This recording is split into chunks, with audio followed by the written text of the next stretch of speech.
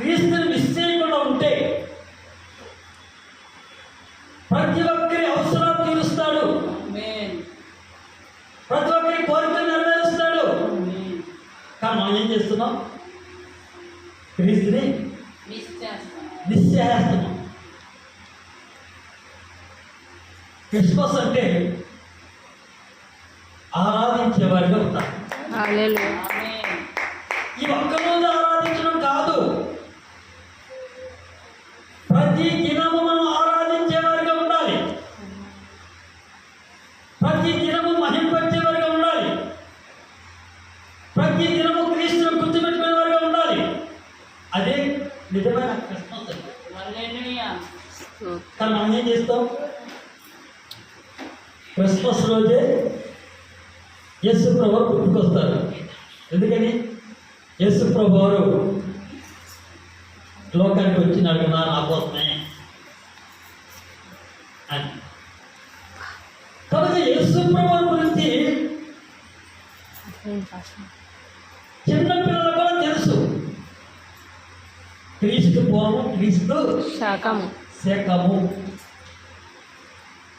క్రీస్తు పూర్వం అంటే యేసు ప్రభువు పుట్టక మునుపు.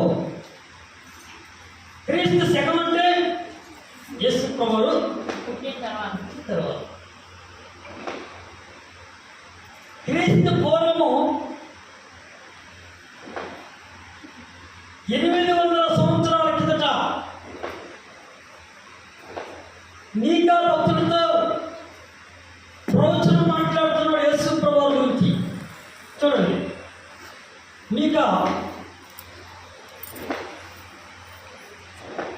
గ్రంథము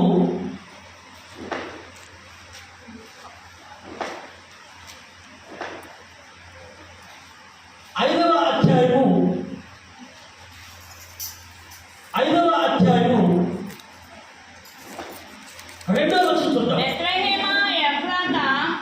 బెత్లెహేము ఎఫ్రాతా యూదావారి కుటుంబములలో నీవు స్వల్ప గ్రామమైనను నా కొరకు ఇశ్రాయేలీయులను ఏలబోవువాడు నీలో నుండి వచ్చును పురాతన కాలం మొదలుకొని శాశ్వత కాలము ఆయన ప్రత్యక్షమగుచును. చాలు. దేవుడికి స్తోత్రం. హల్లెలూయా. ఎప్పుడంట?